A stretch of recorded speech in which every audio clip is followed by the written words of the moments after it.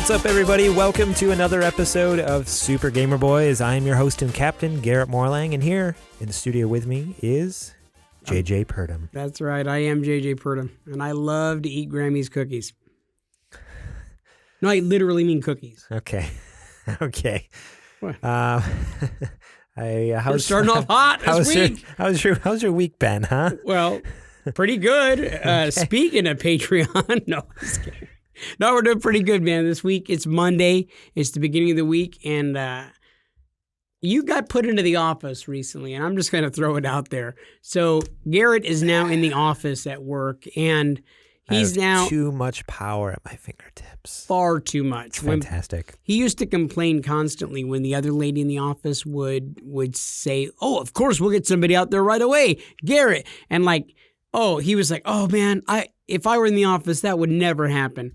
And look, let me let you know, Garrett is worse than that woman could ever be in relation to trying to appease the people and make them happy on the phone. He's promising the world. They're like, "So you're telling me I'm never going to see any bugs?" And he's like, "Oh no, JJ's really good at it. And if for some reason you see anything," and I mean anything, even if you've got an annoying neighbor, you call up JJ and he'll get right over to try to save the day.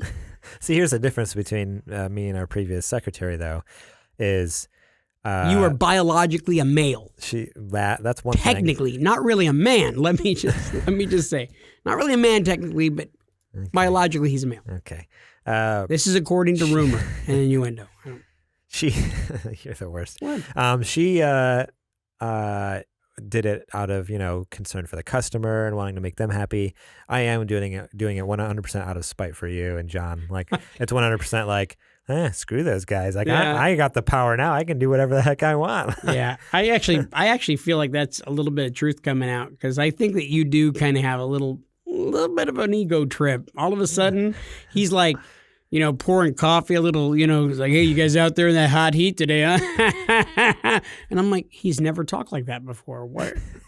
Why is he affecting that voice? It doesn't even feel real, Boy, is it fun. So now that you're in the office and you're playing keyboard, I swear you were taking a nap when I walked in the other day. I've never seen anybody sit up. He sat up like the Undertaker. Literally, he's just like, oh! He just popped up so fast when I walked in the room, and I heard his neck crack. I'm thinking that you were taking a nap when I walked in on that.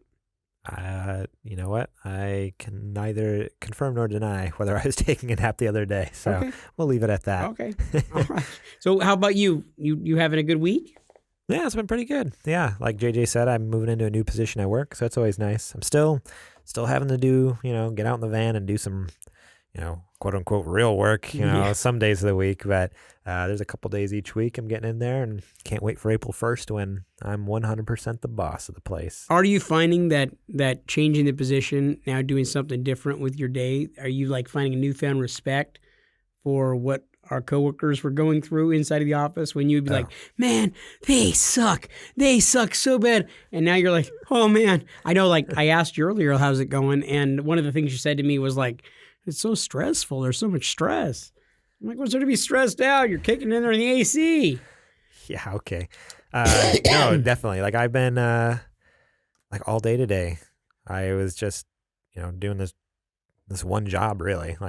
We got a bunch of, I have to document all the checks. And it's oh cow, all these checks are coming in. I got to and then in the middle of that, phone calls are coming in, and I lose track of what I was doing. I was like, "Oh shoot, I told them I was going to schedule this at this point, and I forgot to do it, but I got to finish this check." Okay. And then a package shows up, and I sign for the package, and I go back to the other thing I was doing. I'm like, "Oh, I forgot to." That's the day today. It was just okay, when you say it like smokes. that, I don't think I could do that, because I'm all about, I'm killing bugs. Somebody comes to talk to me to say, "Oh, hey, I had a spider that I saw," and I'm like, "Let me do what I'm doing. I'll come back to you when I can," because if I get sidetracked, I'm like one of the dog from the movie Up, and that's it. I'm done. Yeah. I can't. What were we talking about? Yeah, for me, I have this legal pad where I just scribble nonsense all over it, and somehow I know what needs to be done, and I get it done. But it looks like a madman. I legitimately thought that was biblical Greek. I really did. I walked in on that, and I thought he's deciphering some biblical text. I'm translating the Rosetta Stone. Looks like that very well could be. The Dead Sea be Scrolls. Is that Hebrew? I'm not really sure. Yeah. Yeah, so that's my day today. It was a little nuts, but I was talking to John too, and he's like, Mondays are usually pretty crazy, so tomorrow you should be better. Oh, it'll be easy tomorrow, right? We'll see. We'll see about that. But you know what? Let's get into something a little more interesting than my new office job. Let's get into the rest of the show. But first, housekeeping. If you haven't already, please go check us out at patreon.com/supergamerboys. Over there, you can support us. For just $1 a month, you can get this episode audio versions, the audio version of this episode ad-free, and, tonight as we're recording it, which is 2 days before it comes out. So Monday night, you could be listening to this episode. Yeah, and if you support us on Patreon, you can hear it unedited, super fresh, and you'll hear all of the misogynistic, homophobic, racist things that Garrett later cuts out after he's stated them.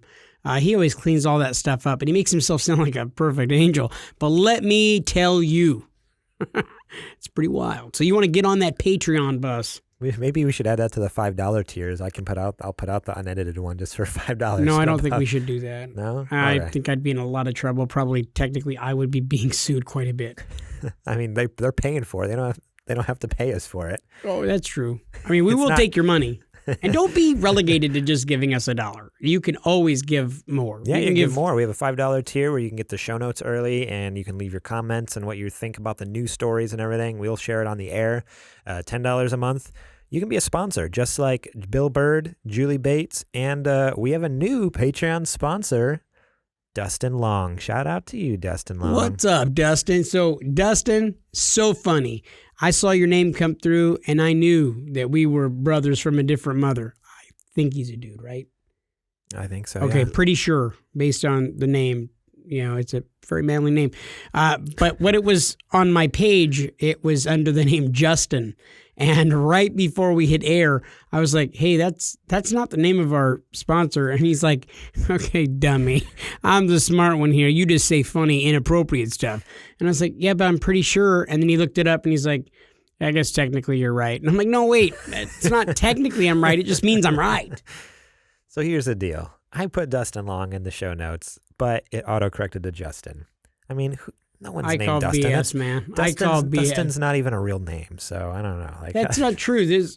Dustin's a fine name. Thank you for your Patreon support, Dustin. And that name. It's biblical, and it's also I'm pretty sure Jesus' third brother, Dustin. Yes, it's one Dustin of the, Christ. Yeah, you never heard of Dustin? This is like one of those lost books, and I believe he was a strapping young man.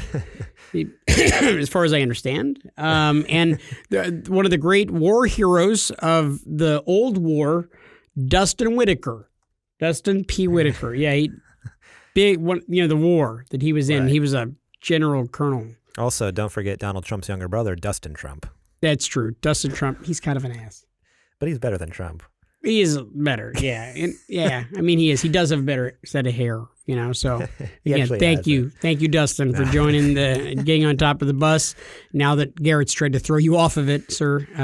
Yeah, I mean, you hung on, so I guess you're stuck with us. You know, you made it through the first run through of your name. So yeah, now now you're stuck with us forever. You can't take back your. And now I think technically what we had said before was the next Patreon sponsor that came in got to make sure that they got the name your kid. So I think your kid's name was a producer. That was a producer. No one supported us at the producer. That's not the way I remember it. So the way I remember it is, Dustin, if you would like, sir, you can go ahead and just name his kid. And technically, legally, he has to name him whatever you choose. So, I mean, if you want to technically have Dustin Morlang be his next son or daughter, no judging here. Could very well. So my parents listened to that episode where you came up with names for my child. Did they not love it? I'm sure, dude. I know Bill and liked Mrs. a few of those. They liked a few of those. Oh, nice. Hideo, that was a good one. They didn't like that. They liked that one. Oh, okay. I mean, they thought it was funny anyway. Oh, well, it was pretty funny. I thought it was legitimately good, but you know. I know you kind of were into it a little too much. I won't lie. Yeah. Also, if you haven't, go check us out, or go check out our sister shows at the HP Video Game Podcast Network. You can find us, that network there on Twitter, or you go to Apple Podcasts and search for HP Video Game Podcast Network. See all the awesome shows that are there. We are lovingly under the HP Video Game Podcast Network banner. They protect us from all of the safe. Evil in the world. And they, of course, edit all of his racism out of the show, I think. I mean, I really don't even know. Do they even touch the show, really? No, I don't even think Probably they know not. who we are, actually. Yeah, I think we just kind of got shoehorned in and we're like locked in. We kind of slipped in. Whoop. And they're not even aware that we're there. They meant to invite another podcast, and we snuck in here. So. That was the Super Gamer Girls, and they accidentally hit the wrong. Yeah, so thanks, guys. Also, if you haven't, go check out supergamerboys.com/store. If you didn't watch last week's episode, we had nipples half off on the website. Nope. Go check out that episode, and you can see one of the new Super Gamer Boy T-shirts. No nipples included. Hashtag Garrett nipples. Garrett's nipples. No, listen, shut up. So when that listen was for happening, a second. hang on. When that was happening in the Discord, yes, I was playing a game with my good old buddy Derek. Oh yeah. And we were playing online, and my phone was blowing up, and his phone was blowing up, and he's like, "What's going on?" I'm like, "Oh, I don't know." Like, and finally I picked up and looked, and that's when I saw the conversation ensuing. And so trending on Twitter currently, hashtag Garrett's nipples. So if you want to get in on conversations about my nipples, apparently, go to supergamerboys.com/discord and join in on all the fun. Well, again, and I'll just reiterate it, because not all of you listeners and watchers on YouTube end up going through and listening to what's happening on Discord. But Discord has been hopping. You could always go and check us out on Discord. And there's been a lot of listeners that are taking part in the discussions. It's blown up this last week. So many people join. Yeah, it's so much fun. It's been so much fun. But honestly, it's just been trending across the nation, hashtag Garrett's nipples. And one of our lovely listeners was very cool to say, look, I'm sure, Garrett, you have normal, fine, average nipples. And to which I responded, yes, they are totally normal, average nipples. But let me tell you, as somebody who has seen his giant pancake-sized areolas, that they need to be seen to be believed. I don't like these words. It is, I mean, literally, you've never seen anything like it. So let's get that thing going. Hashtag Garrett's nipples. Yep. What do you say we talk about some nerdy nudes now, huh? We could just keep talking about your nips. All right, time for the nerdy nudes. All righty. First things first, correction for episode 63, last week's episode. Garrett incorrectly claimed that Insomniac made the Infamous series. They are actually the developers known for Ratchet and Clank, Resistance, and the Spyro series. Infamous was made by Sucker Punch. I apologize to all you listeners and viewers out there. I hope we can move past this with just so much grace and so much just understanding, and that from here on out we can just keep it strictly professional and just take it easy on me. Don't hate. I'm sorry. We don't really have time. Thank you so much for coming to my press conference, and have a nice day. We don't really have time for grace on this because, as I remember, because when we were filming, I was here. I was doing it. You were here. And I recall that when you blatantly blurted out your silly, like stupid, incorrect answer, that I correctly said, "Hey, but Garrett, I believe," and you were like, "No, shut up, JJ, don't, with your intelligence and your such good looks." And I was like, "What? Garrett, you're not even letting me talk. It's my show too." And then you were like, "Shut up." And then you did one of those moves where you backslap me, and then I left my face turned that same direction. Do you remember? No. That's the way I remember it. Okay, if that's the case, what's one game that Sucker Punch is working on currently? Ratchet and Clank 4. I'll give you 2 more guesses. Ratchet and Clank 3. One more. Come on. Just think a little bit. Wait, for who? Sucker Insomniac? Punch. No, Sucker Punch. Well, because Insomniac's working on Spider-Man 2. Okay, so what's the next news article? Sucker Punch is currently working on Ghost of Tsushima coming out this summer. So that's what I was going to say. I was going to say Ghost of Tsushima. Let's get into this Ghost first. of Tsushima. Let's get into this first news story. This comes from Ars Technica. Kate Cox over there writes this headline: PlayStation cites coronavirus backs out of multiple major gaming expos. So I'm going to read the original report first here. One of the biggest names in gaming won't be at one of the biggest U.S. gaming conventions next week, as Sony today unexpectedly pulled out of PAX East, citing coronavirus concerns. Sony Interactive Entertainment today announced its withdrawal from the event as an update to an earlier blog post touting its planned lineup for the exhibition.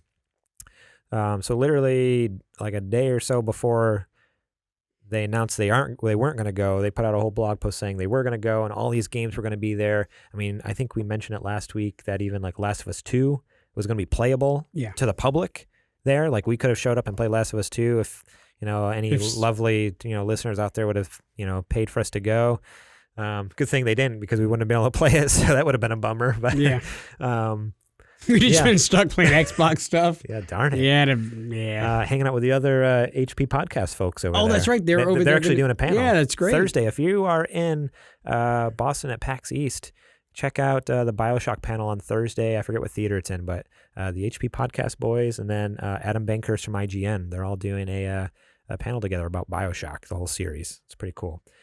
So that's bizarre. Like they literally announced, hey, Last of Us 2 is going to be playable to the public. Anyone who wants to come play it, check it out. And they're like, hey, here's a list of a whole bunch of other games. They're going to be playable, or, at least see previews. They're going to be there. Check them out.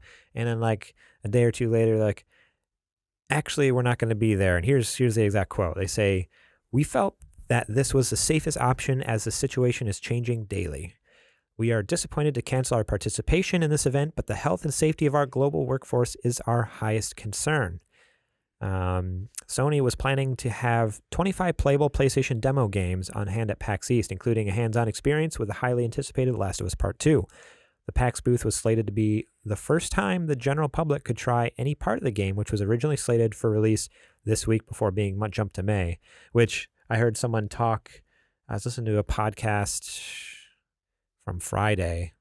I think it was last Friday would have been the release date for The Last of Us Part 2, which is crazy to think. Like we could be playing it right now. Now we have to wait, 3 months till the end of May. It's such a bummer. Yeah. Man, we could be playing it right now. But yeah, so that's crazy. Here's an updated report. So not only did Sony back out of PAX East, but the company's PlayStation arm has now announced plans to skip a second major gaming expo, the Game Developers Conference, GDC, as it's known as, takes place here in the Bay Area, by citing the impact of coronavirus on its worldwide operations. Its exit from the March Expo has company, Oculus, the virtual reality arm of Facebook, which I know you said earlier you didn't realize that. Yeah, I didn't know Facebook makes the Oculus VR systems. They make the Oculus Rift and Oculus. What's the other one? It's totally one. Oculus Go. That is one of them actually, but it's not the one I was thinking of. What's the one that doesn't need wires or anything? Tesseract. Yeah. Okay. Wrong person to ask, but they're no longer attending either. I could have said anything. I used mustard seed. GamesIndustry.biz reported the pair of cancellations on Thursday with statements from both companies. Both statements revolve around concern for the health and safety of employees worldwide. The Oculus insists it will proceed as planned by posting GDC timed announcements online, and all the meetings will be happening remotely. So they're still going to be, quote unquote, there. Everything's going to be done remotely. Like they're going to put all the, instead of doing a big presentation there, it's just going to be posted on their Twitter basically. And then any meetings with, other developers are just going to be done on Skype. But yeah, this is crazy. It's devastating. I would love to be able to see some play of the game. And man, can you imagine some of the people that have already bought tickets? Tickets just to play Last of Us 2. And now they're not there. Yeah.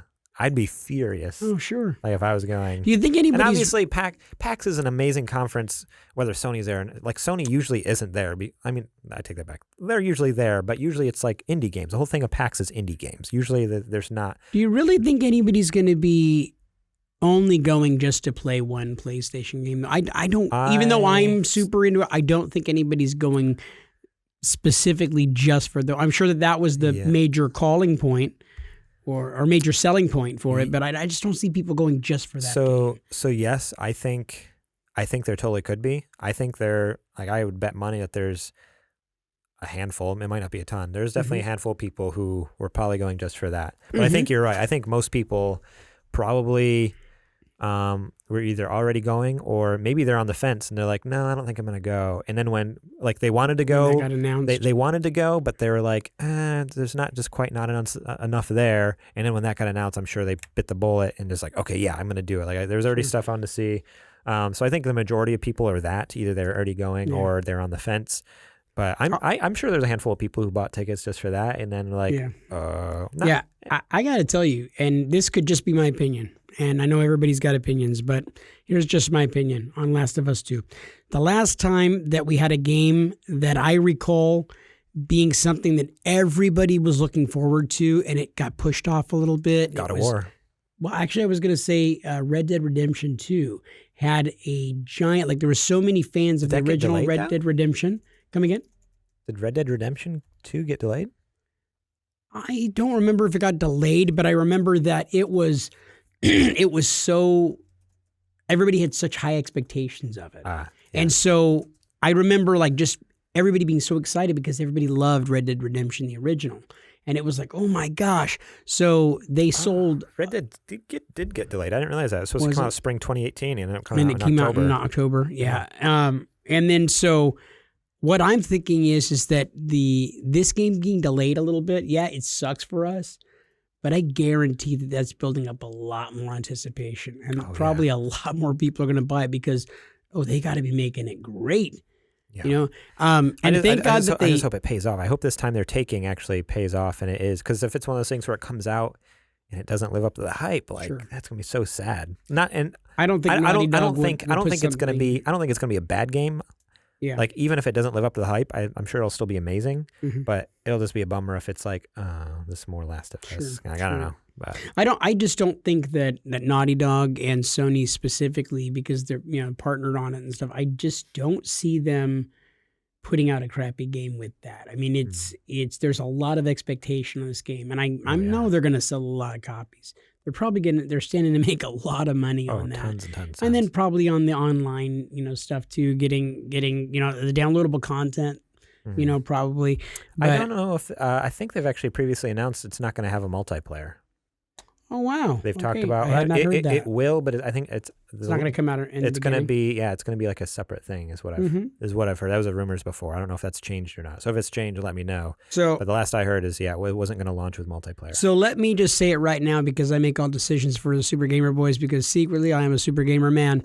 So, and that's what men do with little boys. We just, we throw out stuff and we just say, this is what we're doing, son. Okay. So here's what we're going to do, because we are so excited about Last of Us 2. And I know that I'm going to be getting myself a copy. I don't know if you were going to get yourself any or not, but I'm going to be getting a copy because I haven't been this excited about a game in a very long time. Red Dead Redemption 2 was the last time that I was really excited about a game coming out. And, you know what? I lie. The last Resident Evil 2 that came out, I was really hyped about.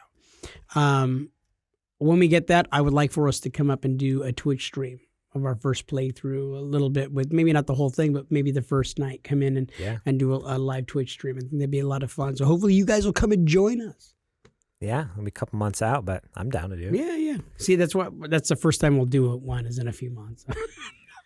No, dude, I stream all the time. I did Dreams. Yeah, I know you never invite me. I streamed Dreams a couple weekends ago. How am I just hearing of this now?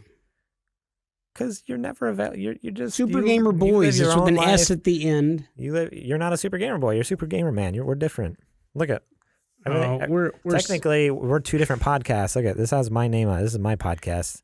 You're guesting on my podcast. I don't know when your podcast goes live. You're breaking my heart. Maybe you can let them know when Super Gamer Man's on Thursday nights or something. No, you know what? If I did have a Super Gamer Man podcast, it would be super lame because I'd never be able to talk about games I play.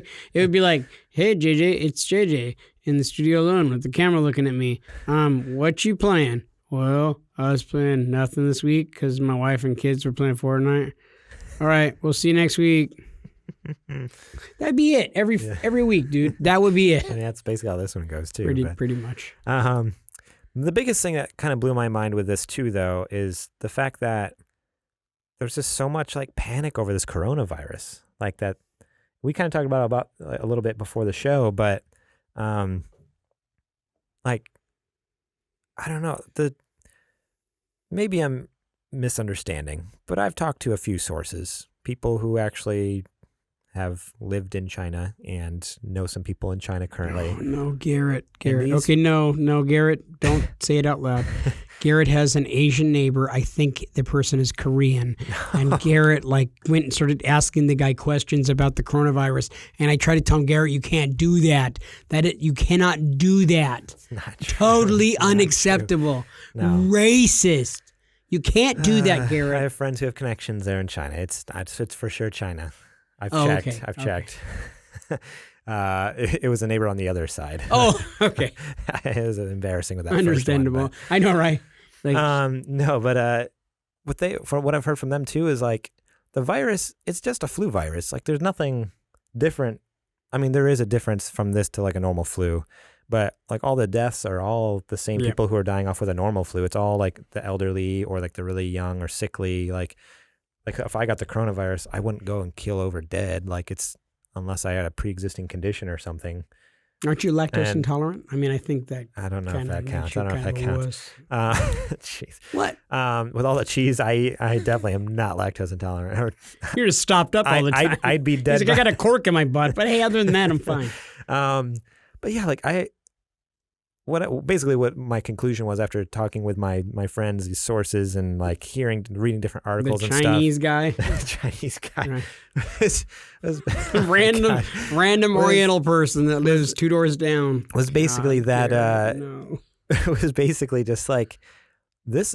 The coronavirus is way blown out of proportion by the media, and I don't know why that strikes me as weird because they blow a lot of stuff out of proportion. Oh, huge! But it's mass hysteria. It was just one of those things where it's the coronavirus isn't that big of a deal. It's only a big deal because it's it's spreading aggressively, sure. But the actual disease itself isn't that big of a deal. So for PlayStation to be we're not going to travel because we don't get the coronavirus, it's okay, you go to an airport. Airports is so dirty. You get the flu. You're guaranteed to get the regular flu every time you go to an airport. And yeah, they're trying not to let it aggressive. It's very aggressive as far as the contamination of it. I guess. I agree completely, though. The news media does completely blow things out of proportion. There's, as of today, I looked earlier on today, there's been about 2,700 deaths, and it's all elderly people and young people. And it's all in China. Most of the deaths have all happened in China. Where we looked up, didn't you look up numbers for the regular flu? And there's between 14,000 and 40,000. Yeah. So I mean that's deaths, and that's every year. Every year people die. Well, no, that's just in the last. No. But months. That average is what happens on the average for regular flu every year. Yeah. So this flu is aggressive and stuff like that, but it's not the world ender or the pandemic that everybody's trying to make it out to be. Don't let yourself be afraid. Don't let yourself be like PlayStation and Facebook and, they're afraid to go to have some fun at a conference over it. Mm-hmm. Just have fun. Who cares if you get a little sick? Yeah. It's fine. Just take your antibiotics. You're good to go. Don't let my wife hear that. If I was promoting any sort of medicine. My wife would cut my throat if I ever said anything about people taking medicine or antibiotics, at all. If I'm not back next week for the podcast, what happened. My wife listened to the podcast for the first time. She's like, "You said what?" My wife would be like, "You just put essential oils on it, and you'll be fine. Use peppermint oil and some orange On Guard, and you'll be fine." Orange Guard, that's the pesticide that we use in our. Oh yeah, that is. That's samesies. It smells Orange the exact Guard, same. On Guard, same thing. Alrighty. The next news story here comes from GameSpot. This is just a quick little fun one. Pre-orders for the new Nintendo Switch Lite Coral are available at Amazon, Walmart, and Best Buy. So Nintendo has now launched a new color for the Nintendo Switch Lite. It was previously in gray, turquoise, and yellow, and now there is a new coral color. Comes out April 3rd, just a couple weeks after the new Animal Crossing game comes out. Same price, $200, and you can pre-order it now. So coral, it looks like a natural coral reef coral. So it's like a pink. Yeah, like a pink beige type of color or whatever. Yeah. It's pretty cool. I actually like the turquoise myself. The turquoise ones are pretty cool. Yeah. My younger brother has a son that is 4 years old, my nephew, who's named after me. I think they couldn't find anybody else who they wanted to name him, so I just got it, But my nephew ended up getting a Switch Lite a couple of days ago. My son was all happy. He's like, Dad, my cousin has 2 switches. He has a regular switch and a light switch. Dad, what's going on, man? I'm almost 9. He's 4, and he has 2 of them. And I'm like, no. Okay, let me break this down for you real quick, son. Your cousin does not have 2 switches. Yeah, he does. Quiet boy. Okay, he does not have 2 switches. Yeah, that's how I say it. I always call him, boy, come here, boy. He does not have 2 switches. He has 1 switch light. Your uncle, my little brother, has a regular switch. And basically, he didn't want to keep handing his regular switch to his son to get his grubby fingers on it or to potentially drop it. That's awesome. And then, which is what I'm going to do when I get you a switch light, son, and then I'm going to take yours. And then he hit me. Yeah. I mean, wouldn't he rather have a blue one, though? No. He wants to be able to take the Joy-Cons off and play on the Pro controller. It's overrated. You can still play with a Pro controller with the Switch Lite. Oh, I might have to tell him that. You just can't take the controllers off. But yeah, I think he likes doing all that. So yeah, there's that. Go pre-order your Switch Lites. It's only $200. You can play. There's so many awesome games for Switch. Like, I love my Switch. I've actually, this last weekend, I'll talk about what you've been playing. But a game I bought like a couple years ago, Stardew Valley. It's basically just a farming simulator, but not even farming. It's just like a quiet country life simulator. Like, you move to the country and you just like walk around town and talk to people and plant your little garden and go like cut down trees in the woods. And it's like super just calm and peaceful. I started playing it again over the weekend. I'm like, this game's so good and so much fun. It was just so relaxing to just go like cut some grass in my front lawn and just like hang out. It was great. Now, I can't buy a Switch Lite for myself right now because I've got to save up for a PS5 or an Xbox Series X. I'm just kidding. I'm going to get the PS5. Definitely a PS5. But speaking of Xbox Series X, we have a couple articles here about the Xbox. That's right. So the first one here, this is a little bit exaggeration. We talked about this one in the Discord, actually. Someone brought it up to me in the Discord. I think it was Dustin. No, I think it was Dustin. Okay. Or I could be totally wrong. I think it was Dustin. It could be Kajoma. It could be Dan. It could be anyone. Who knows? It could have been JJ. JJ wouldn't remember. He's old. But that's true. I'm very well could have brought it up. I don't remember. Headline here: Bad news for PS5 as Xbox plans something "quote unquote" special for E3 2020. This comes from Matt Evans over at Tom's Guide. Will Xbox Series X's reveal of its deep portfolio of games spell doom for PS5? So this whole thing is one big exaggeration, kind of, but essentially, the article goes on to say, plus Sony is not planning to be at E3. They've already announced they're not coming to E3. No press conference this year. And at this point, there's no date for PS5 reveal. No, nothing. Like, Sony is holding its cards close to its chest at this point. They're not sharing anything. And what I like to think as a Sony fan is that just means they're just perfecting this thing. So when they do release it, it's going to blow Xbox out of the water, but obviously time will tell.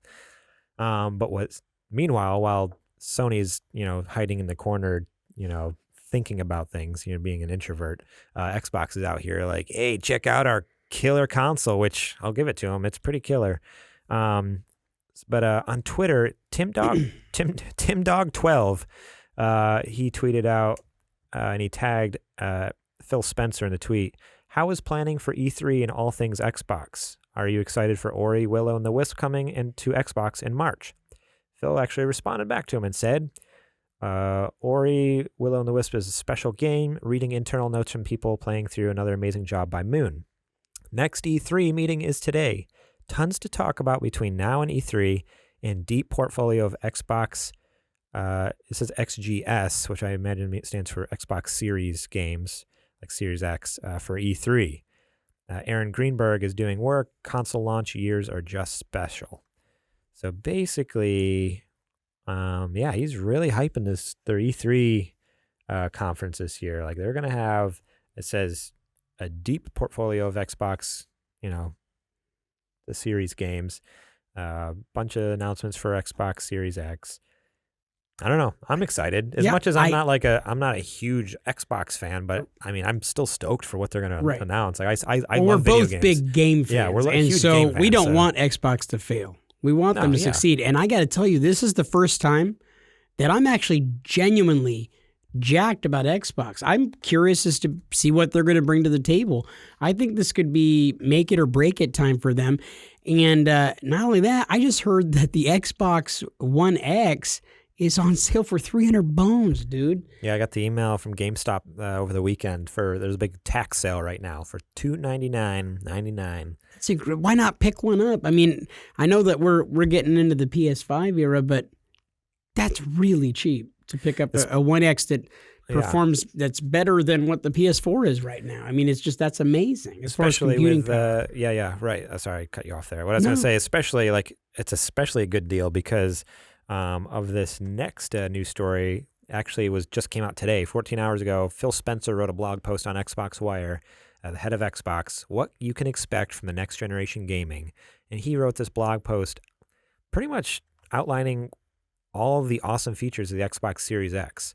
So I would highly recommend go give it a read, but I'm going to go over some of the headlines here. I'm going to skip around a bit because we were just talking about, why not buy, should I buy an Xbox One X? It's on sale right now. I can get it for $300. Is that worth it? I would say yes, because there's this feature that they're talking about, the next generation of gaming compatibility. 4 generations of gaming. Our commitment to compatibility means existing Xbox One games, including backwards compatible 360 and Xbox games, look and play better than ever before on the Series X. Your favorite games, including titles and Xbox Game Pass, benefit from steadier frame rates, faster load times, improved resolution, visual fidelity, all with no developer work required. Your Xbox One gaming accessories also come forward with you. And then this, Smart Delivery. It's one of the new features called Smart Delivery, they're calling it. This technology empowers you to buy a game once and know that whether you are playing it on Xbox One or Xbox Series X. So if you have an Xbox One, if you have an Xbox One S, if an Xbox One X, an Xbox One All Digital Edition, or an Xbox Series X. You can play it across all of them. You buy, and it's not with every game. It does say that. It says, the first game that's going to do that is Halo Infinite. Mm-hmm. So going forth, all Xbox exclusives are going to be available on every Xbox console. Well, from Xbox One up. And then they say in this press release, it says this technology is available for all developers and publishers so that if they choose to use it in their titles. So that's insane. So let's just say it right now. Phil Spencer, Xbox, bravo. Yeah. So right because now, that's a big deal. I could go buy the Series X, not the Series, the Xbox One X for $300, $200 off, which is insane. Buy, Halo Infinite when it comes out this holiday. Mm-hmm. Play it, love it, enjoy it, and then maybe in 2 or 3 years when I save up money after I bought my PS5, take a couple years, save up.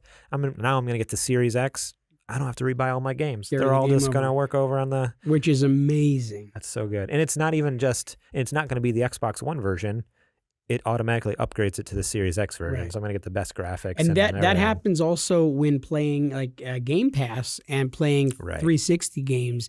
They're gonna all be upgraded. Yeah. I mean, it's crazy. So Xbox, just with that alone, Xbox is killing it. Let's see some of the other. We also they hammered down on not only what it's going to be capable of doing, but also some of the things that it has, like ray tracing, and the frames per second was the thing that killed me the most. So right now, standard TVs take 60 frames per second. Yeah. There's a few high performance one that does 120 frames, but not very many. I feel like it's more like a really expensive 4K TVs do 120 frames. And that's what the Xbox Series X is going to be performing at. Yeah, support up to 120 frames per second.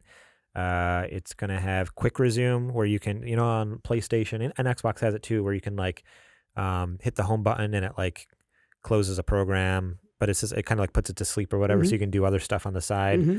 But you can only do one game at a time. You can only put one game in the standby mode. Yeah. Xbox is coming out with quick resume, which lets you suspend or put to sleep multiple games. So say you're playing Red Dead, and over here you're playing Halo, and over here you're playing Mass Effect, Fallout, whatever. Just on PlayStation, you normally have to close the application before to play another game. Yeah. Same thing on Xbox. You can only have one open. On the Xbox One, you can only have one application open at a time. On the Series X, you're going to be able to have multiple applications and games open at the same time. That's awesome. And you can put them to sleep and suspend them and just I just want to play this one. Oh, I want to go play this one. So then you don't have to reboot the game every time you want to play it. It's just always running in the background. which is crazy. So Xbox has been killing it with some of these things, and they're being really out there in the front and being very straightforward with a lot of this stuff. So Xbox has not been quiet at all, unlike Sony. So Sony is not really saying much, and I hope that that's a good thing, that they're kind of holding all their cards, like you said, close to their chest, and that they're going to be like, blam, full house. What you going to do, punks? You know? That's as a Sony fan, that's obviously what I'm hoping for, is like they're just going to come out and like kick Xbox's teeth in. And again, not that I like hate Xbox, I just like PlayStation more. And so it's like, oh man, that'd be so cool if like we haven't heard anything. Xbox is dunking on them, and then all of a sudden PlayStation's just like, okay, like hold my beer kind of thing, and then come out and just like, and obviously that might not happen, but until then though, like I'm gonna root for Xbox right now because they're killing it. Like this is great. Like 12 teraflops of power, and I know that sounds like the stupidest word that I just made up. It sounds like something JJ would make up. I would totally make that up, but that's how much graphical processing power it has. So the graphics card in there is capable of 12 teraflops of power. That is twice as much as an Xbox One X. And it's 8 times as powerful as the original Xbox One. So if you had, 8 Xbox One stacked on top of each other, then it'd be as powerful as the Series X with graphics. Crazy. Blows my mind. It does have me very tempted. Now, my intention was to pick up a PlayStation, and it still is. My intention is to pick up a PS5 this wintertime when it comes available, and then move the PlayStation 4 from my living room to my son's room so they can use it as a media player, but also so he could play PlayStation games there. Hence, I don't ever have an issue again with losing my thing to Fortnite ever. It'll never happen again. I solved my own problem. You know what I mean? Right. But I hear that Xbox, One X for $300, and it's like, man, that's really tempting. Yeah. Very tempting. Xbox, all digital. All right. Well, I know that. Yeah, the all digital aspect is great, but right now we're more of a physical disc family anyway. I normally am too, but I'm thinking like for this for this holiday, when you think that'll come down in price. Yeah, that's what I'm thinking. Like right now, you can get it for. Was it $150? Why doesn't it just says $20 a month? Well, that's freaking cheap. $200. So for $200, I can have the all digital. So it doesn't have a disc drive. It's an Xbox One S essentially without the disc. So it's not as good as the X, but yeah, imagine picking one of these up this winter, this holiday when the Series X comes out, because it'll probably go from $200 down to like $150 or maybe cheaper. It might even be like $100 box, $100 for the box or something. And I can get all I do is pay for Game Pass, because all the Xbox exclusives come to Game Pass, $5 a month. And then 2 or 3 years when I save money, then I get the Series X. But at that point I've only invested like $150 into an Xbox One. I get to play all the exclusives. That might be my strategy. It's actually a pretty darn good strategy. Yeah, because the only reason I would need an Xbox is just to play the exclusives, and if you have Game Pass, then you don't need a disc slot. Like you play everything digitally if you're using Game Pass. So I don't know. Think about that one out there, everyone, all you listeners, watchers. That's my strategy. Don't get the Series X. Save your money and get the Xbox One all digital edition. But yeah, no, Xbox is killing it. I hope they do well. Obviously, I hope PlayStation does better, but I hope Xbox does well, because so far they're knocking everything out of the park. It's pretty amazing what they're bringing to the table this year. The last news story here is kind of actually an update a little bit. It's a new article, but this is something we talked about last week. This comes from Isaiah Meyerson over at TechSpot. GeForce Now reaches 1 million users as Bethesda backs out. So yesterday, NVIDIA published on the GeForce Now forums that most, quote unquote, most Bethesda Softworks titles are being removed from the service, including Doom, Fallout 76, and Elder Scrolls Skyrim. The only game that's sticking around is Wolfenstein Youngblood. probably because it's a garbage game. Mm. But given it's one of the handful of titles that supports ray tracing on GeForce Now, NVIDIA might have made a special deal to keep it around. Okay, so it's a game that has ray tracing, so it might be on there just to kind of be a showcase title for that.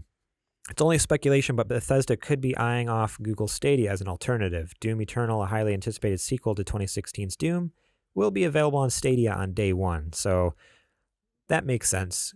At this point, Bethesda already kind of has a deal with Stadia to launch day and date on their platform alongside all the consoles. So that makes sense why maybe we shouldn't be on the competitor's service right now. Maybe in the future they'll think about it, but It makes a lot of sense. yeah. But so it says here, NVIDIA might be losing games left and right and center, but they can afford to. GeForce Now already has 1,500 games, while Stadia only has a few dozen. And NVIDIA's business model is also a lot more attractive, unlike Stadia, which requires you to pay the full purchase price of any game you want to use on the service. GeForce Now gives you access to all your game libraries as part of the deal. If you're interested, hundreds or even thousands, like many of you no doubt have, then GeForce Now will save you a lot of money. So yeah, GeForce Now, you can get standard access for 1 hour sessions, and it's $0 a month. It's free.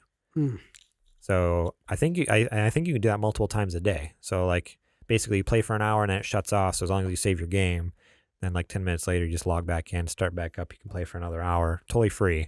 Or you pay $5 a month for the next year, and you can have unlimited session length, priority access. You get ray tracing. You get the first 3 months free. Like, it's crazy. Yeah. It's a good deal. Now, you were trying GeForce Now when it was in beta. Right, like You did a little a couple, bit, like 2 years ago at this point. When I first bought this laptop a couple years ago, yeah. Okay. So I haven't played it in a while. It ran fairly well then. Mhm. I'm really interested to try it now, just because it's free, and even heck, I'm almost interested just to pull the trigger for $5 a month. That's so cheap, just to be able to experience like ray tracing and like top of the line graphics and stuff like that. Would be pretty amazing. Just wait for a few months and you have it on PlayStation. Yeah, you're right. Just saying.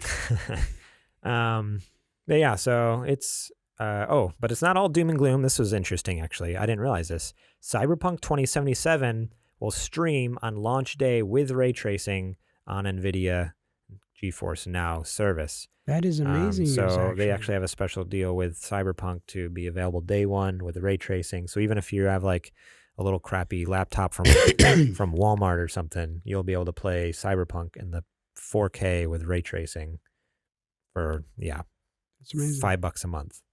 So just for that is worth it. Like, you can have the crappiest laptop in the world and be able to play the best game at the best graphics. It'd be so cool. But yeah, so even there was all that bad news. In the headline they mention it, in the article they don't for some reason. But what's blew me away is like in a week and a half since they've opened up, to the public, they've already reached 1 million users. That's really stinking good. It's a lot. Like, I don't know what Stadia's numbers are, but I guarantee you it's not millions of users. Like, or it might be millions of users, but I doubt it's ever at once. Like, from what I've heard, Stadia is like just a dumpster fire. And I'm going to talk about it a little bit later on, actually, because I was able to test out Google Stadia. I got a buddy of mine from another podcast on the network, actually, Super Best Friends Video Game Sleepover Podcast. Go check them out. David Tate over there gave me his buddy code, because when you get the Founders Pack, you get 3 months for you, 3 months for a friend. So he's like, hey, my 3 months is almost up. He wanted to use it for himself, but it won't let you. It's like it knows that it's a buddy code. It's like, no, you got to give it to someone. So I snagged it, and I've been trying it. And let me tell you, it's exactly what everyone says it is. But I'll go more into detail later when we talk about some streaming services. But yeah, so GeForce Now has me interested. It's a bummer that all these big developers are backing out, but it's also cool that at least the service works, right? Like, yes, it's absolutely. Like from everything I've read online, from all the podcasts I've listened to, it works flawless. It works the way Stadia was supposed to run. Basically, people have been actually thrilled about GeForce Now. It's I've heard it from a lot more than just you saying, "Hey, it's really not bad at all. Wish that Stadia was this good." And what's cool about GeForce too is like with Stadia, you have to pay for all your games. Like every game you want to play, like you pay for the service and you got to pay for the games. With GeForce Now, you're technically paying for the service and paying for the games, but it's different because if you can basically you link your Steam library, which is like the online game marketplace on your PC. So you pay $5 a month for, which is way cheaper than Google Stadia for GeForce Now though. And then say I already have like a whole library of hundreds and hundreds and hundreds of games on my PC. They just won't import over and you can play them immediately without paying any extra money. And then as you buy games in the future, they just become available on your GeForce Now account. Like, it's so amazing. It's so incredible. It just blows anything else out of the water. So I don't know. It's cool stuff. We're actually going to talk about some streaming services more later on the topic of the show if we have some time. But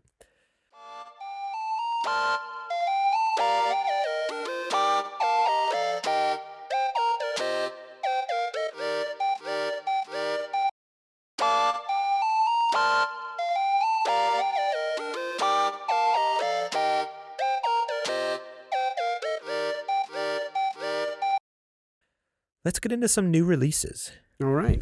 Okay. First one is actually not from this last week. It came out last Tuesday, but I did not talk about it because I thought I didn't realize it was a good game. In my head, I'm like, I've never heard of that game. It's probably stupid. And so I skipped it.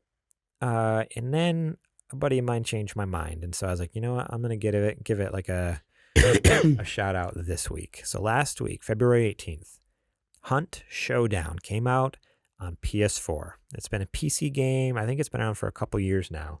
Just came out on PS4 last week. And that game is so stinking good. Really? I'll talk about it more in what you plan, but I've played, let's see, I think I picked it up like Tuesday night. Me and Derek played Tuesday night, Wednesday night. I don't think we played Thursday, but we played Friday night. Like, we've played like almost every night this week, playing Hunt the Show, like 3 or 4 nights this week. It's crazy since Tuesday. Good game. I'll talk about a little later what it is. And then Kingdom Hearts 3 Remind came to Xbox One February 25th, which is Tuesday. So yeah, go check those out. Definitely check out Hunt because we need more people to play with. And that's what we're going to get to right after I give you guys all the results for our Twitter poll from last week. Do you remember that? You know what? I saw it on the page and I was like, I think I told him to put something on Twitter, but I don't even remember what it was. You did tell me to put something on Twitter. All and right. It was a poll because did anybody dance on said poll? No dancing. That's what you're supposed to do when there's a poll involved. So the question, I believe, because the topic of the show last week was talking about the different consoles, Xbox, Sony. We were discussing some things. Did I tell you on air or did I? Yeah, this was all on air. Okay. You don't remember? No, I don't remember. Okay. Anything. Yeah, topic of the show last week was talking about that article. Remember that Kojima sent in about basically Sony is going to lose the next console generation because it's not about who sells the most consoles. It's who makes the most money, and Xbox. Yeah, I remember. Yeah. Anyways, you told me to make a Twitter poll about what people have people vote. Are you interested in getting a PlayStation, or are you going to get a PlayStation 5? You're going to get an Xbox One Series X? Okay, I remember. Whatever. Now. You said people vote, Sony or PlayStation. Basically, choose your cool. choose your allegiance. That was the poll that you came up with. That yeah. You don't remember. I knew. I was just testing you. I just wanted to make sure. So I put it out. Keep you on your toes, Garrett. It went for a whole week, mm-hmm. and the results are in. There was only 12 votes. Okay. So not a ton. I probably should have voted on that, huh? Probably. Or is that like technically can't I don't know. vote on my own? I didn't vote on it just to keep it clean. So maybe it's so then better. it's clean. Yeah. So 12 votes. Neither one of them were me and JJ. It's all listeners. It just says the question is quite simple: PlayStation or Xbox. There are 58.3% of the votes voted for PlayStation, and 41.7% of the votes voted for Xbox. So wow. So that's not, again. No, it's not a landslide. There's only 12 votes, but even in those 12 votes, it was interesting how close it was still. You know what? I could have swore that it would have been the exact opposite. I thought that it would have been Xbox heavy, only because I typically, when talking to gaming friends, it seems like more people play Xbox. That's just been my interpretation. You go to our Discord, and that's everyone in our Discord is just like Xbox super fanboys, and it's just like, so I feel like even everyone in our, we love you all, super fanboys. It's okay. Everyone we come in contact with, within our podcast sphere here is always like, yeah, go Xbox, and it's just like, which we have always looked at before. Now we always looked at as, well, those are bro gamers that like just shooters as opposed to story. And I still stand by that. Yeah, he sure does. I love all of you listeners. You guys are amazing. I'm really worried about losing the Patreon support, Garrett. It's fine. Grammy will take care of it. I should just say that. Well, I did. I just did. I know you did. But yeah, so she sent me cookies, by the way. I don't know if you didn't get them. They did. It did. Well, it was at our office, and it had your name on it, but it said from Grammy, love Garrett, and they were really good, Garrett. You're the worst. They were so good. Yeah. Peanut butter. Peanut butter cookies. Those are some of my favorites. Yeah, I'm so sorry about that. Thank you, Grammy. But yeah, so there's that poll from last week. More people were rooting for PlayStation, apparently. So that's encouraging to hear. I'm glad, at least 54.8% of you are on the right side of history. So, okay, let's get into what you've been playing. But I am going to go first because you always go first. Please, I insist. I'm gonna always go let first. ladies go before me. I'm going to go first. I'm going to talk about a couple games. First, Hunt Showdown, just because I talked about it in new releases. I feel like I remember that from 2 minutes ago. I feel like I just want to talk about it. Yeah, I can remember that. So this game is seriously really dug its claws in me, and I did not expect that at all because you all know I'm not the super multiplayer gamer. There's once a year there's a multiplayer game that really gets its hooks in me, and then it gets me for a couple months, 2, 3, 4 months, and then you had the Apex fever for a while. Yeah, for a while, yeah. And then then I fell off. And even towards the end, I wasn't super hardcore for a long time, but it was still something where at least once a week I was wanting to get in there and play. And for a long time I was like, oh, I need to get this, I need to get that, and finally my life just got too busy and I just had to move on. But this game, it's a multiplayer game, so it's really interesting how it's set up. You're dropped in this map. It takes place in the 1800s down the bayou. Okay. You can do either teams of 2 or teams of 3. 12 people are dropped on a map. So if it's teams of 2, there's obviously 6 teams. Teams of 3, that doesn't, there's 4 teams, So, and you're all controlling these different hunters. You can either choose your own hunter, or you can you hire hunters essentially. You hire them, and then when you jump in the game, you control them. You fill out all your loadout, and everything is old 1800s guns. So these really crappy flint rifle, not flint, but you know what I mean, muzzle loader rifles and stuff like that, or crappy pistols and this really janky stuff like that from 1890s or something, right before the turn of the century kind of thing. And you are dropped in a random point in the map, and you have to collect 3 clues around the map in order to hunt a beast or monster down.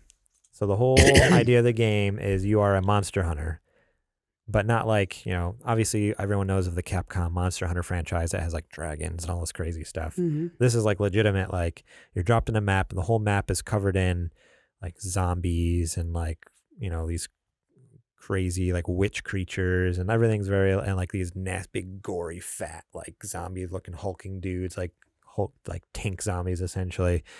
And then you after surviving all of that and sneaking your way through the map and collecting all these clues, it reveals the location of the main beast. When you start a mission, you get a contract, you have to kill the beast, whatever beast they tell you. And there's 3 different beasts. There's the spider, which is this enormous spider the size of this room. Ginormous spider, you have to fight it, you and your buddies. Or you could get the butcher, which is a 10-foot tall creature, hulking creature with a pig head and this big flaming meat hook and stuff like that. Or the other one's this assassin, And it kind of looks like Slender Man, like this tall, skinny dude, but he's like, he can disappear into like bugs or like locusts. Like all of a sudden he goes, whoosh, he disappears and all these bugs scatter. But then when it all comes together, he stands up and he has like these like, looks like Assassin's Creed blades, like wrist blades, and he like slashes you. It's terrifying. So this game is terrifying. It's so is scary. It really dark then? It's like, it doesn't always take place at night, but everything is just like, yeah, really dark and gritty, and like, or there is like, when you're playing at night is terrifying. When you load in, it's all nighttime. You're like, no, please, God, no, please. Like, and ain't nobody got no Creole accent, nothing. Oh, there's a lot of that. A lot of the like characters. Gator talk. Yeah, a lot of that. Yeah, it's such a cool aesthetic. I love just from the design wise of it is, it's beautiful. Like it looks amazing. It feels amazing. I love like that 1800s, like Southern Bayou kind of thing going on. But then also, just that game mechanic where. And I didn't catch, where are you playing it on? Are you playing it on PS4? It's only on it's PS. It used to, for the last 2 years, it's been on PC, and they just brought it to PS4. Okay. You can get it for like $40. It's really cheap. But yeah, so essentially, you were just trying to be the first team to go kill the monster, banish the monster, like, because there's a lot of weird voodoo, black magic kind of stuff, like intertwined. Like I think that's what caused the pestilence, or like the infection, basically, is like bad voodoo happened. But you also have voodoo powers. Like that's how you can, like, they call it like dark vision, where that's how you can find the clues. Like use your dark vision, and off in the distance, oh, there's a clue over there. You run over, find it, get it. You have to banish the monster after you kill it, and then once you banish it, you pick up the bounty, and then you have to escape before the timer runs out, or before someone else kills you. So that's the thing. Once that monster's dead, everyone's fighting each other. Like not on your team, all the other teams are all fighting each other to try to get that bounty. How many people on each team? Like you and how many other players? There's 12 people on a map. So there's usually either 2 people on a team or 3 people on a team. So like I said, like either 6 teams or 4 teams. So it's crazy because it's one of those games where not only are you fighting against the elements, because there's all the random zombies throughout the map, you're also fighting the beast that you have to kill and get the bounty. But then you're also playing against all the other players who are trying to beat you to the beast and get the bounty before you do, basically. And so there's like you're always just looking over your shoulder. And the sound design of this game is incredible. So I've been playing with my surround sound headphones, and it says that right when you fire it up, it says play with headphones. Like that's the best way to play, because everything has a sound effect. Everything. You'll be walking through the woods and you step on a twig, like that type of thing. So like if you're sitting in the woods and all of a sudden you hear something snap, oh shoot, there's a player nearby. Or like or you walk through like a barn, like a cow barn or something, and there's like all these like chains hanging. You can hear them clang, clang, clang, clang, clang, stuff like that. You make it sound very interesting. It's really, it's honestly like nothing I've played before. Yeah. You're walking across this field. I was walking through this cornfield one time, and all of a sudden I spooked a bunch of crows, and that's a signal. Like, so if someone in the next, over at the barn across the field heard the crows or, saw the crows fly away, they're like, oh, there's someone out there in the field, and they'll like come for you and come get you. Like, so there's all these visual cues, sound cues, like everything. You're always on high alert. It's like, what the heck? Like, where is these people? What's going on? Yeah. It's such a blast for a multiplayer game. Like, I was surprised. Like, it's the same people who made, the Crysis games back in the day. So back on like PS3, there was Crysis 1 and 2. And they were known for being like having like the best. They're on PC as well. They're having like the best graphics and like straight up crashing consoles and PCs because they required so much power. Like the game's just too powerful for the machines essentially. The same people made this game, and so it's beautiful. You drop in this world, and like the environments are so cool looking, and the creatures are so like grotesque and like scary, terrifying. There is multiple times a night and I have Derek on voice comms when we're talking, and I'll be talking, chit chat, and all of a sudden I'm like, it's just like all of a sudden something scared me. He starts laughing at me. I'm like, dude, I jumped so high off the couch, like I literally like jumped a foot off the couch because something came around the corner at me. Like, it's scary. I'll have to check it out. I'm not a fan typically of multiplayer games. I really have never been. I actually had a really great conversation with Kajoma on our Discord a previous few days ago. And he's a younger listener who ends up, he plays a lot of multiplayer games on the Xbox. And so I was asking him, have you ever actually played PlayStation games? And he's like, no, that's really not the types of games that I'm into because I like to socialize with my friends. And it made me realize, like, oh, a lot of gamers, there's different gamers out there. Like, I always think of my perspective is I don't ever use gaming as a social aspect at all. I don't play with other people. Because in our day-to-day, like, we have so many other people that we interact with and talk with and friends outside of that. We're done by the time we... Yeah, so when we get home, we want to get away from the world. Pretty much, yeah. Where, yeah, it's interesting. It was interesting. I was reading that conversation you're having with them. It was like, a great conversation, and it made me realize there's other perspectives. There's a lot of people, and especially a lot of younger people who, that's how they interact with their friends. Like, for us, we interact different ways. Like, we'll go to the bar or hang out or go for dinner or whatever. Right. And like for these kids, it's like, no, they'll just chill in their room and play video games all day with them. Which is totally crazy because as a 12, 13, 15-year-old kid, I would think nothing of running around and hanging out with my best buddies, right, yeah, and run around riding bikes or when we started getting into cars, driving around. Yeah, but it was constantly hanging out.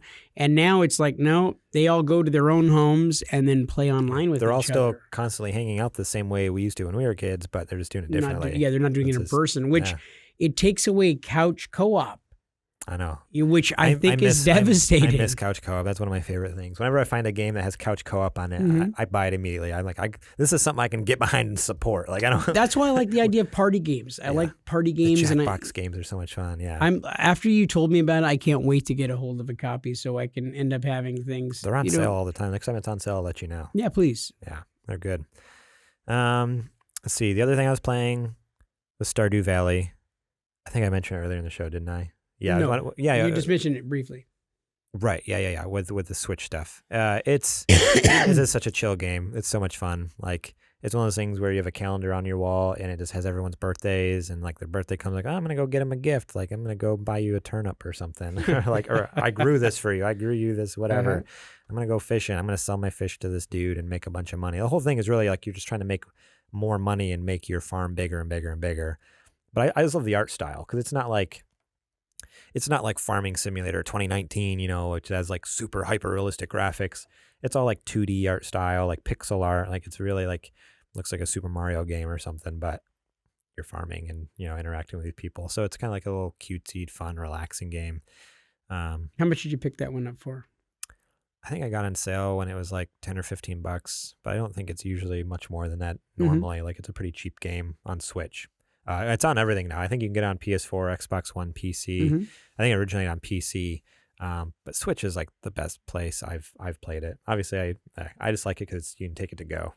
Like, I can take it to work, like on my lunch breaks, and just break out, Stardew Valley, and it's so chill, and I don't have to worry about. Well, now you could just do it at the office table right there when I walk in, and you could like put it down like I was just working away on the old computer.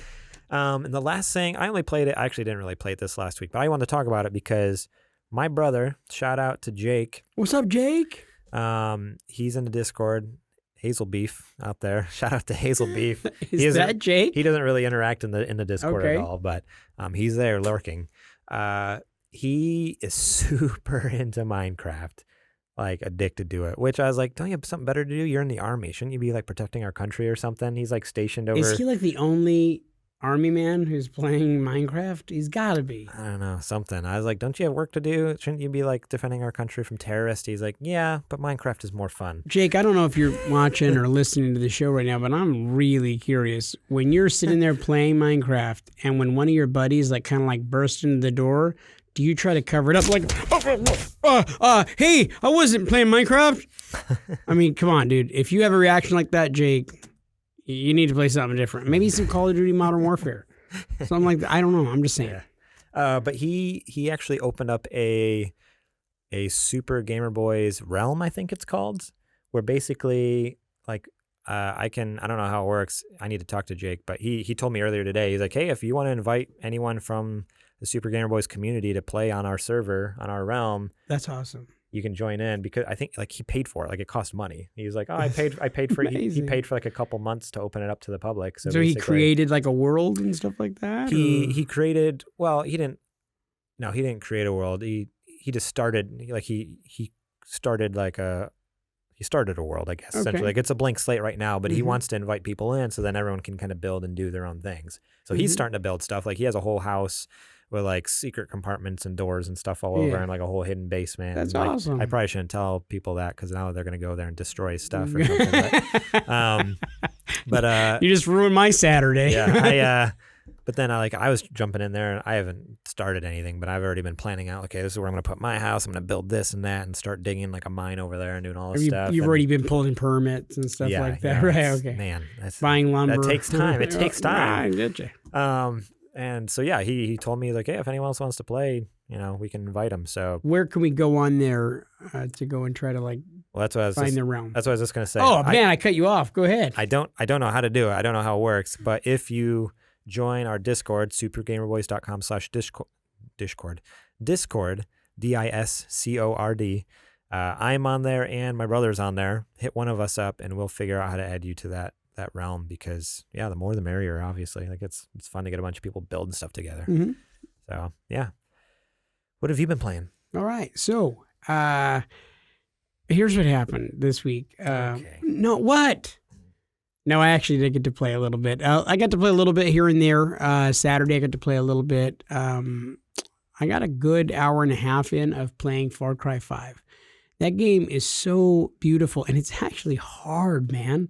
It is a lot harder than you would think. That's why I backed off of it, because I'm like, this game, the story is amazing. What I played, the graphics are insane. Like, it seems like a game I could have a lot of fun in, but it's hard. Yeah. And I know it's a long game. I'm like, I don't have the time to fight with this game because it's hard. So I'll tell you what, I backed it down to easy because I'm like, I can't do it. It's too difficult.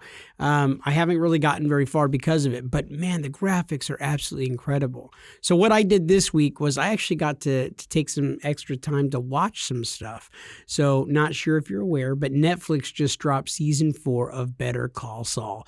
And I have watched a few episodes. I think I watched 3 episodes of Better Call Saul season 4. I was a huge fan of Breaking Bad. I binge watched that whole series twice. And man, it is unbelievably good. Better Call Saul is maybe better than Breaking Bad. It is absolutely crazy. And especially as you see characters from the Breaking Bad universe showing up before you knew them. It's like, oh, this is how they got introduced to this world. It's absolutely insane. Such an incredible show. If you guys haven't given Better Call Saul a chance, it is worth a gander because it's a hell of a show. So season 4 has already been dropped. You can get totally caught up within a few days. Or if you're like Garrett and have no life, like 2 days, literally. And then the other show that I have been watching religiously this week, my wife and I like to sit and watch shows together. We popped on Z Nation. I don't know if you've ever seen Z Nation before. I've seen it on there. It is like watching, I was like, oh, it's a zombie show. I love Walking Dead. I'm like, okay, it's a zombie show. Let's watch it. Turns out it's like Walking Dead meets Shaun of the Dead. It is hilarious. That's awesome. Hilarious and so gory and just funny, like unbelievably funny and goofy. It doesn't take itself seriously. It makes fun of the zombie lore stuff.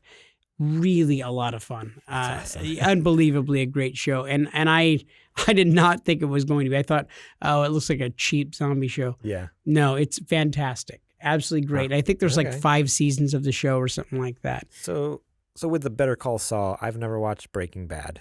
Do I need to have seen Breaking Bad to watch Better Call Saul? It will make a lot more sense to you. I can't believe you've never seen Breaking Bad. So I've watched like the first half of the first season like multiple times, but I've never actually I might have finished season 1 or got close to finishing it. It was one of those things where the first few times I tried to watch it just didn't like grab me. Like I was just like, okay, like I don't know, like it just didn't quite get me hooked. And then I've tried to watch it multiple times, probably like 5 or 6 times. And then the other like 3 or 4 times, after those first couple times, I was married and my wife doesn't like anything like intense like that. Or like, I mean, the first or second episode, they like melt someone in a bathtub. Right. My wife never watched this show, by the way. She's never watched Better Call Saul. Okay. She's never watched, because my wife couldn't watch that stuff either. Yeah. And so I tried to get her to watch Breaking Bad because I was like, you have to get through it. I think season 2 is when it really picks up. The whole show is amazing, but season 2 is really when like the screws start to turn on the character development. Yeah. And you basically start off with, if you don't know about Breaking Bad, Walter White, who is a chemistry teacher. Yeah. He's just kind of a mild-mannered chemistry teacher who is very good at his job, but he has an older son who's like a 17 or 18-year-old boy. And then all of a sudden his wife turns up pregnant and they're going to have their second kid, which ends up being a daughter. And he gets hit with cancer and he does not have very long to live. So he's thinking... Doesn't his son have a disability? So it's something where like... He has like cerebral palsy or something like that. So he's got a cane and... palsy, and then like, the wife is pregnant and then he has cancer. It's like all this like really hard stuff. Right. And so he gets to a point where he's like a teacher who doesn't have any money, and he sees this kid who used to be in his school who was always kind of a troublemaker kid. He sees him when he goes with his brother-in-law to go watch a cop bust, and the cop bust, they end up getting like, I don't know, $7 million or something like that of like meth money. And he's like, wait, so they got that much money from like making meth? And then he goes and like approaches the kid who he saw there, and he goes, I know you were there. How do you make meth? And he like showed him the way to make meth, and he was like, this is horrible. Like the way you're doing it, this is disgusting. And he ends up making this amazing meth. He's a chemistry teacher, so he's like he knows the actual like chemical makeup. The chemical makeup of it. So he makes like the cleanest, purest meth. And, and basically in New Mexico, and like gets involved in cartels and everything else. And it's this mild-mannered teacher who all of a sudden becomes this giant kingpin. Yeah. And oh my gosh, the story with his brother being a DEA agent, his brother-in-law. Yeah. It is absolutely an incredible show. And so Better Call Saul is a spin-off series that is unbelievably great. That's one of the characters from Breaking Bad. It's a lawyer, Saul Goodman. So absolutely unbelievably good. Okay. So I recommend it to all. I need to try it again. The hardest thing is like if our TV's on, it's either me playing video games, or if we're watching a show, my wife's there watching it. Like we don't really have like, well, she has her own shows, because like when I'm playing games, she's watching something on the iPad. Well, what are you doing when you're on the toilet? That's when all the best video watching happens, buddy. Getting in and out because I want to get back to my awesome TV. Dude, if your legs have never gone numb, you haven't truly watched Netflix, okay? Jeez. Just saying. Man. Yeah, let's check those out. But before that, we should talk about the topic of the show here. All right. So we don't have a ton of time, but you know what? I think we can still talk about this because... Unfortunately, you don't have too much knowledge. So I'm really hoping you. What? I have lots of knowledge. What are you trying to say? Not about this subject, though. You have not played any of the streaming services. No, I have not. So I was thinking, this will be good for me to kind of report what I've played and experienced, and you to kind of be able to like bounce questions off and thoughts, hopefully. Sure. So I have none, but go ahead. Okay. We'll roll with that, Garrett. So, topic of the show, what's the deal with streaming services? You got to say it like Jerry Seinfeld. That's what I was with streaming services? I was going to ask you. I was like, can you say that again in like Seinfeld? And it's not that good. You beat me to it. But so right now we have Google Stadia, which we all know is just like crap in the bed, hardcore. We have Project xCloud, which is Microsoft's deal. We have Google in the ring. We have Microsoft in the ring. And just in the last week and a half, 2 weeks, we now have GeForce Now by NVIDIA. So there's a lot. It's crazy. Like we went from like one streaming service to all of a sudden like boom. Like we have like 3 major ones. And obviously xCloud is still in beta. You can only play it if you have certain phones and devices and stuff like that. And it's tricky to, but there's still talk about Amazon getting into their room. I know, which is crazy. But at this point, we don't know anything about that coming. Right. But it just seems like overnight, all of a sudden it went from like, just Stadia and being garbage to like now there's 3. And GeForce Now is killing it. And from what I've been playing of like xCloud on my phone, it's been pretty amazing. So just to kind of go through some of these things, like Google Stadia, I kind of want to give like a rundown of like, here's the health and state of each of these platforms. So Google Stadia, they're not doing good performance-wise. I actually played some today at lunch, and you came into the office and saw just 2 minutes. You watched like I came in and saw a watched cutscene, and basically. what I saw from the cutscene looked incredible. Yeah, it was beautiful. It played, but again, it's a cutscene. Yeah, it So played it's a really little well. bit It played that video very well. It was a very good YouTube in that moment. And then I started playing the game, and I literally only played for like 15, 20 minutes. I played Metro Exodus. And then the other night, I jumped into some Destiny 2. And I also jumped into about 15 minutes of Destiny 2 today as well. So like in Destiny 2 in total, I probably played an hour, about half hour before, maybe about a half hour today. And in Metro Exodus, I did about 30 minutes. Man, it did a little better at my home internet because I have like 300 down and like 15 up, like my speeds, download speeds and upload speeds. Mm-hmm. But I was having a little issues. I'm like, okay, it doesn't look as good as I thought it was going to, and it does control a little funky. And then, going to the work internet, where even like our work internet's pretty fast. Like, it has like 15 or 20 up because it's like a business. You get the business speeds. It's actually usually better than what you can get residential speeds.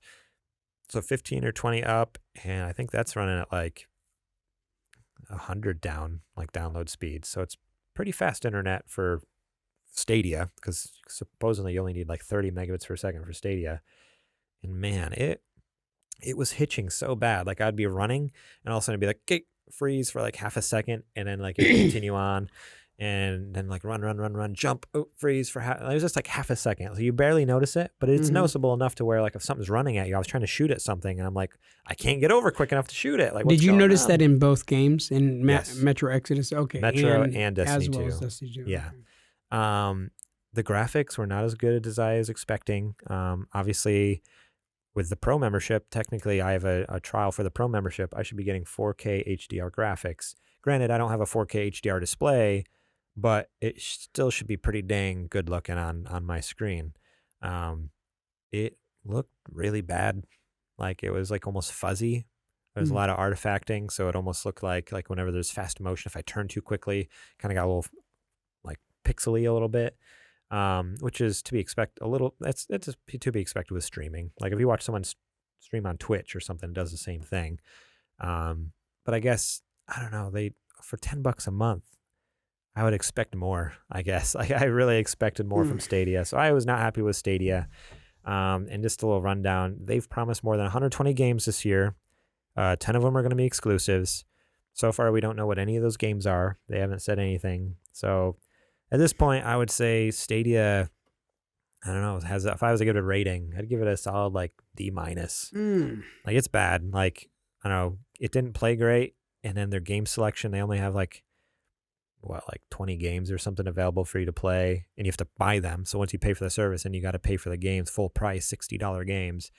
And then for it to not have very good graphics and for it to not run well. Like if I ran the game natively on my computer, like if I went to Destiny.com, downloaded Destiny 2 and played it just on my computer, it would have looked way better than what it looked through Stadia. And that shouldn't be the case. It should be able to run a million times better through Stadia based off of what they've told us. I was actually, I'm kind of devastated by all that. I know that when we first talked about Google Stadia coming out, I think each of us had a lot of hopes for it. 100%. We were stoked.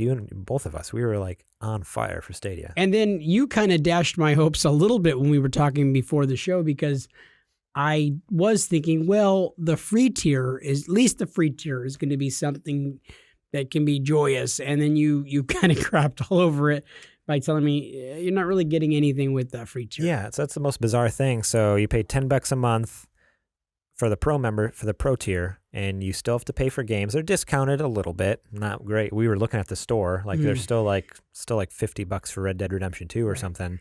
But it's discounted a little bit with the free tier. Oh, in the Pro tier, not only do you get discounted games, but you get like 1 or 2 free games every month. Like they release 1 or 2 free games every month for you to play. But what kind of games were those going to be? Well, and I showed you there was Destiny 2, which is a free game to play anywhere, like on your PC, on your PS4, on your Xbox One. You don't have to play for Destiny 2. So the fact that it's a free game on Stadia, it's like, well, duh. Like, why wouldn't it be free? Yeah. Metro Exodus was a free game. Thumper was a free game. Guilt was a free game. I think Guilt is an exclusive. You can only play that on Stadia. and then Farming Simulator 2019. So wasn't that a mobile phone, the mobile game on Verizon? I don't know, something. I don't know, but it's not a great free lineup. And then all the ones that are available to buy are all like old games. Like the newest game is Borderlands 3, but it's not even it's not even up to date with the PS4 and Xbox One version. So there's patches that have come out for the PS4 and Xbox One version that aren't out for the Stadia version, which is crazy. And Borderlands 3 is already on Google Stadia. Yeah, Yeah. But it's like I said, it's not the up to date version. It's like the version that launched back in October. Mm-hmm. It's not the version that's live now on PS4 and Xbox One and everything. So it's sad. And yeah, so with the free tier, say you want to use Stadia for free, you don't get any of those free games, and then you have to pay full price for games. So it's like $60, $70 a piece for each of these games, and it's only streams at 1080p, which if I was streaming, like I was supposedly streaming at 4K and looked pretty bad. I can't imagine what 1080p looks like. I don't know. And then you've got GeForce Now that's got everybody leaving, including Bethesda. It does have everyone. It does have all like these big publishers leaving, but there's still over 1,500 games available to play compared to Stadia's like 24. So 24 games versus 1,500 games. That still blows Stadia out of the water. Absolutely. And it works. It's working a whole lot better. And yes. any games you've bought for the past 20 years, because Steam's been around for a long time. So as long as you've had Steam for the past 20 years or whatever, I don't think it came out in 2000. I think it came out in like 2002 or 3. I guess I could look it up. Whenever Steam came out, any game you've ever bought is available immediately on GeForce Now. You can play it. And then in the future, any game you buy from here on out, you have through GeForce Now. So that's what GeForce Now has going for it. And it actually works from what I've heard. So the third of all of those streaming services, the xCloud, now that's the one that you've been messing around with the mobile recently. Yes. This is the one that apparently not just you have said is kicking the crap out of everything else. Yeah, so I've only been able to play the iOS beta version because it's been on Android devices for a while. But it just last week, I think it was Tuesday or Wednesday or something, or maybe the week before, I forget. It just came to iOS just recently, though. I signed up immediately, was able to get into the beta. I don't have an Xbox One controller, so I kind of panicked for a little bit. But the crazy cool thing about it, I went home that night, synced my PS4 controller to my phone, and I was playing the Halo Master Chief Collection. I was playing Halo 3 on my phone over my Wi-Fi with my PS4 controller. And it was flawless, right? It was perfect. Yeah. Like, it was running so smooth, no hiccups, no issues. It looked beautiful. Granted, it's on a little tiny screen. But probably try to check it out on the iPad. That's immediately what I thought. I'm like, oh man, it would be so cool on Trudy's iPad Pro, like with a beautiful display on that thing. Can you not cast whatever's on your phone up to the TV or no?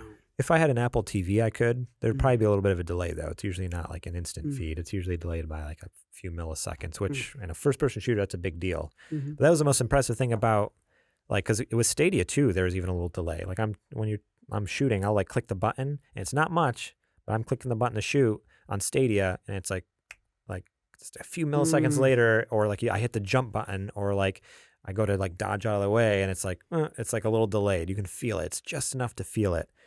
xCloud, I think I felt it once or twice. Like there'd be random times where it would like kind of drop a little bit, and I don't know if that could have been something with my Wi-Fi in my house or something.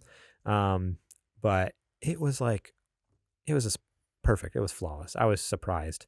So honestly, like if xCloud is as amazing as it's working right now in beta, and it comes to other places other than the phone, because I would love to be able to play it on my TV. Like if there's if there's an xCloud app for PlayStation, or heck, even for the PC, if I could play xCloud on my PC, like I'll just plug my PC into my TV and I'll be good to go. Because it runs so stinking good. Like it was so beautiful. It looked amazing. Played great.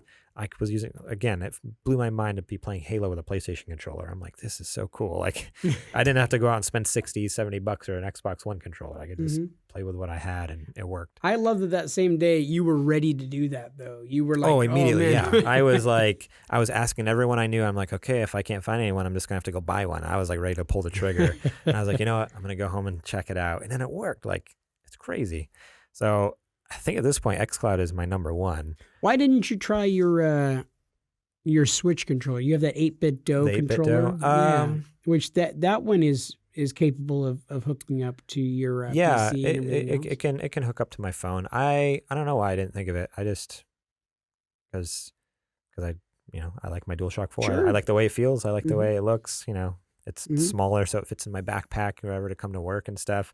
But maybe I'll try it because so yeah, no, it might be a good one to try because I think the DualShock 4 it's a little janky to initially hook it up to the phone. Once it's hooked up, it's Mhm. fine, but it's kind of a pain. Where I Yeah. wonder with that 8-bit though, it might be a little easier to sync with Mhm. my phone.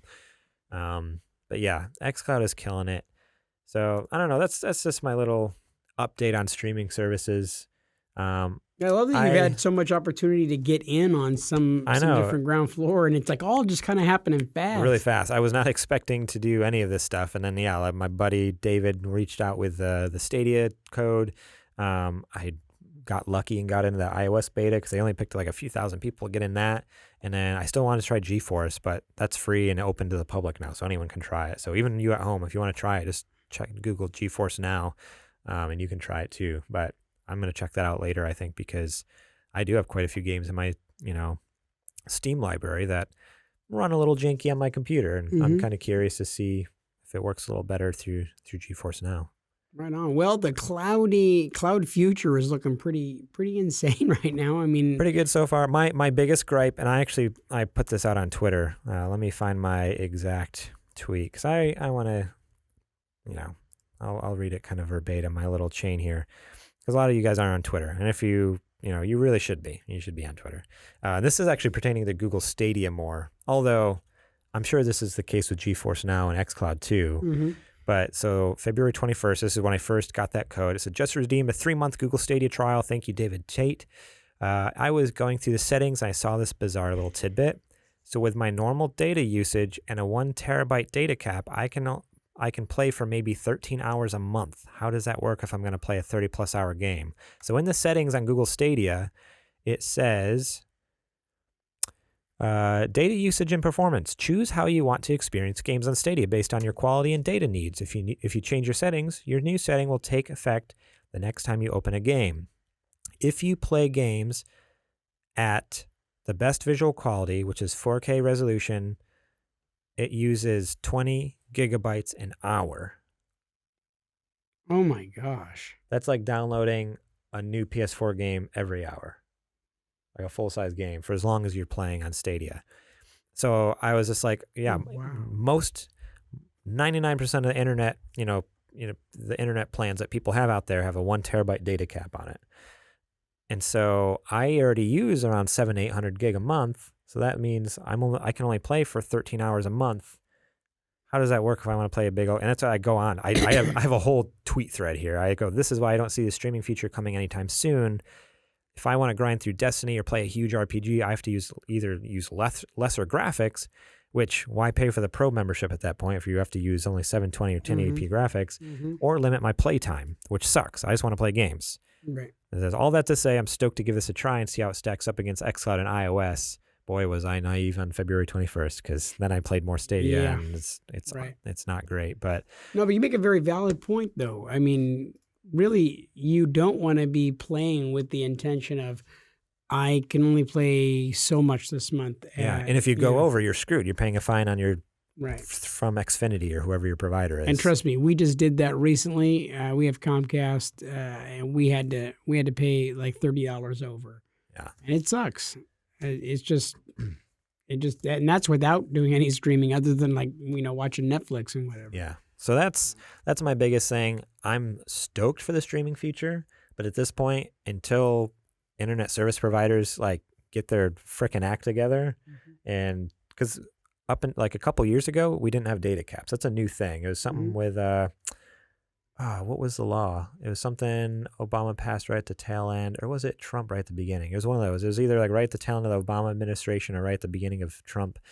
They voted something in. Wow, why can I not remember that? Because I remember like I'd signed all sorts of petitions and everything trying to like get rid of it, but showing the support for it. But basically, yeah, part of the law that was passed was basically giving internet service providers way more power. And so that's a new thing just in the last few years of being limited on your internet, essentially. And it sucks because, like if I wanted to go all digital, you can't do that. That's impossible unless I use shut down the internet in the rest of my house. Like, sorry, Trudy, you can't watch your show. Sorry, like we have a roommate or housemate. Sorry, housemate, like you can't do your schoolwork. Like she's doing like online classes for college. Yeah, you're like, hey, you realize that like I'm playing Destiny 2 right now. I'm trying to play some Destiny 2 on Stadia because it's the only thing available because the Stadia sucks. All that to say, streaming future looks awesome, but there's still a lot more to go before it's like really viable. Yeah. Well, we're viable right now, and there is still a lot more to go. There's just not a whole lot more to go tonight. Yeah, no, I'm tired. Yeah. All I right. could tell. He was kind of drooling a little bit. Just a couple minutes. I don't want to say anything. Thank you guys so much for listening to another episode of Super Gamer Boys. If you haven't, I know we mention every show, 2 times a show, but go check out our Patreon, patreon.com/supergamerboys. That really helps keeps the lights on, keeps the mics rolling, the cameras going, and it helps us, pick up cool games and see cool movies to talk about on the show. We haven't seen a cool movie in a while. I think we're kind of due to have like a little, it has been a while. Date night. Yeah, something. But patreon.com/supergamerboys, just for $1. You can get this episode tonight after I finish editing it.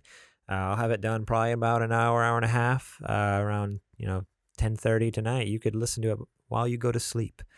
How you can sleep for our nasally drones, I have no idea. Also, remember to check out the supergamerboys.com/store. You can get your sweet stickers. You can get your t-shirts. You can get your socks. You can get your mugs. We got lots of cool stuff over there, so go check that out. Review us, Apple Podcasts. That would be a huge help.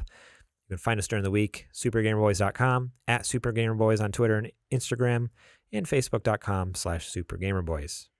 I'm on Twitter, @gmorlang, and JJ's on Twitter. I am on Twitter, @JJPerderman. Keep in mind that we are trying to get it to trend worldwide. #Garrett's Nipples.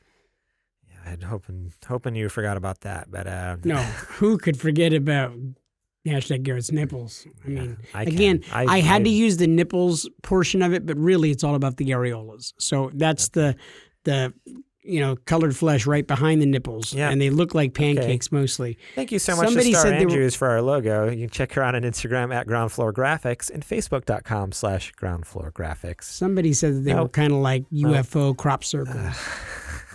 Like when they have like the big, huge crops, because you can see them from. Yeah. We'll catch you all on the flippity flop. Floppy.